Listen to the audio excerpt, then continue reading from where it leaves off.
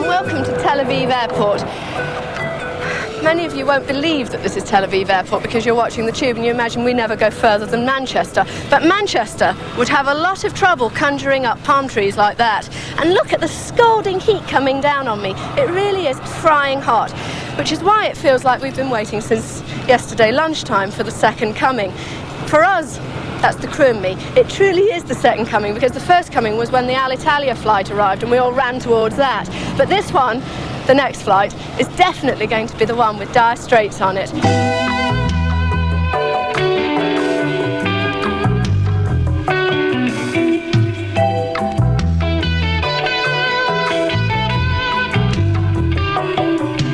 I'm a soldier of freedom in the army of a man. We are the chosen in the partisan. Well, the cause it is noble and the cause it is just. We are ready to pay with our lives if we want. Gonna ride across the river, deep and wide.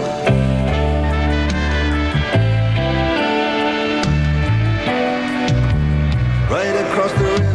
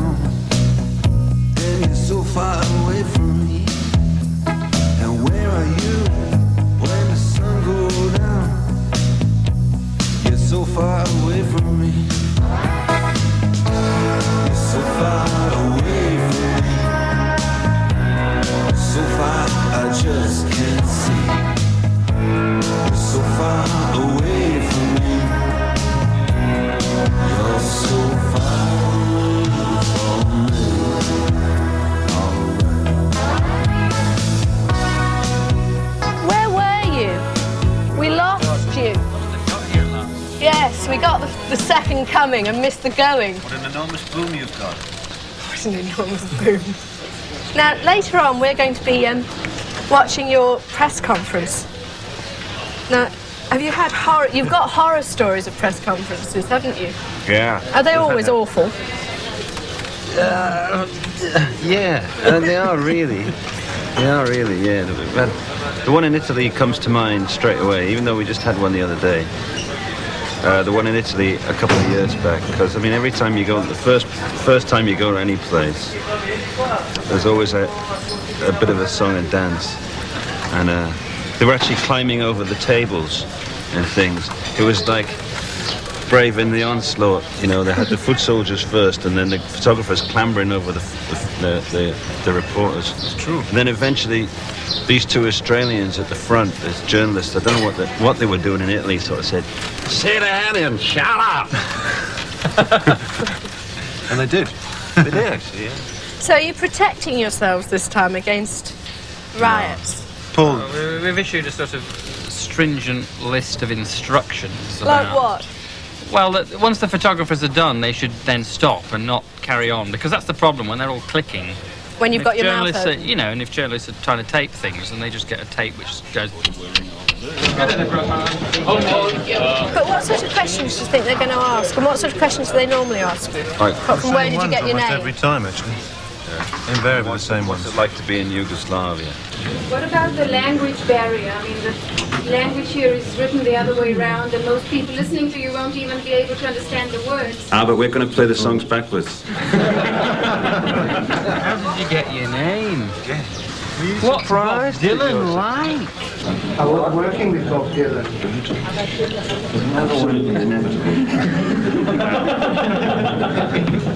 Different. It was fine. It was fine. Done it twice. What's the new record like? How is the new record different from the old record? Are you going to make more film scores? Are you going to be an actor? I'd like to do one of them. Is there anybody that you particularly like to play with? Yeah, hundreds. Hundreds. Musically. Oh, musically, no. And I get so tired when I have to explain. And you're so far away from me.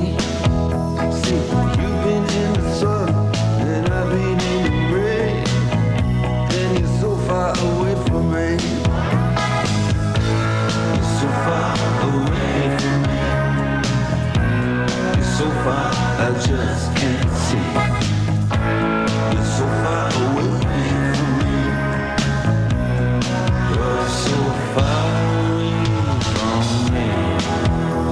Take it out. You're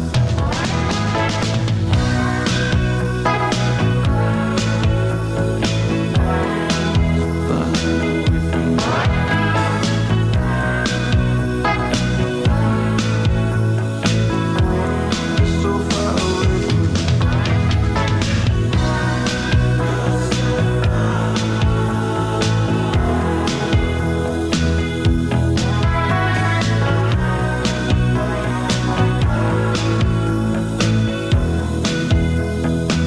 All right. So, what do you think of it? What do you think of the view? Well, it's absolutely marvellous, isn't it?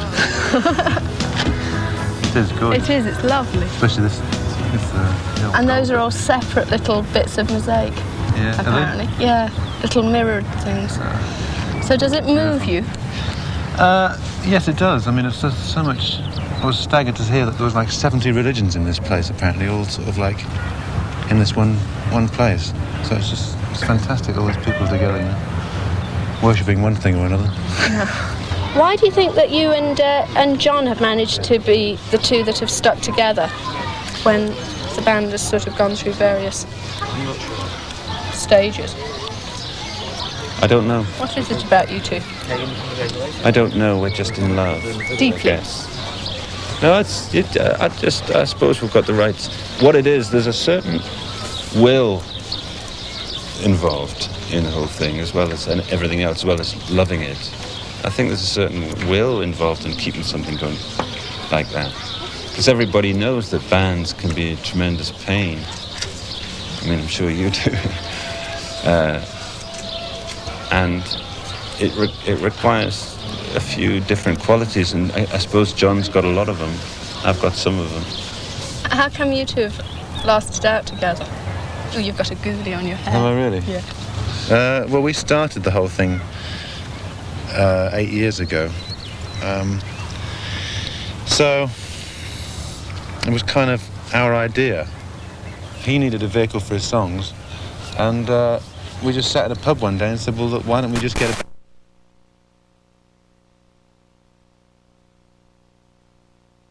and roll around the pubs of London, yeah, called the Cafe Races. You've probably never heard of it. You were probably about 17 at the time, or 16. Who knows what I was doing? Yeah. But, so we really wanted a vehicle for his writing. Do you think that a song's then very revealing of you?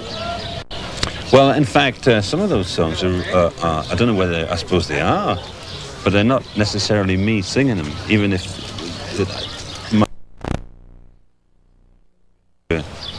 a couple of times on this record, that the song I've just told you about, Money for Nothing, MTV thing, that's a character. he's a particularly obnoxious character as well. He's mouthing off about all sorts of things. And in fact, I was pretty conservative about the language used. And there's a song, I mean, actually imagine being a really evil person as well, like being like a war criminal kind of person as well. And just in another song called "A Man's Too Strong," where there's the idea of music and art overcoming that kind of destructive thing, you know, book burning and everything else. So you have to try and get in. Sometimes you have to try and get into the minds of other people. Private Dancer. There's another one where I tried to. I mean, I became a woman, you know. You've tried it all. I have. I've been there. No, I mean, it's so strange, really. I mean, I never actually recorded it. I mean, Tina Turner recorded it, but we recorded the backing track, and on the demo I sang it for her, you know. And we've sung it. The band's sung it a few times. We're thinking of actually playing it on tour, but it's just, you know, when it goes, and the men are all the same, you know. I just can't sing it straight. I've got to go. The men are all the same. And you get on very well. Yeah, we get on very well. We do, considering, you know, the amount of pressure that it puts under you a lot of the time. But what sort of pressures are you under? And do you think it's a pressure having him in the group, in a way? Him in the group? Yeah. Well, I wouldn't have a group if he wasn't in it. I know what you mean. But do you think that's one of the reasons other people drop out? I think, well, people drop out for their own reasons, and they are all different. So I can't really speak for them personally. But, I mean, David, for instance, Mark's brother, I don't think could relate to the fact that Mark was the sole writer, because David himself writes, and has been proved he's got 2 records out now. So I don't think that he could have actually developed within the band. I don't find that so much of a problem, because I'm not a very prolific writer. Do you think they find it hard working with you? Because it must be a bit difficult when one person's having most of the control. Well, you'd have to ask them. But I guess there's an element of benevolent dictatorship involved.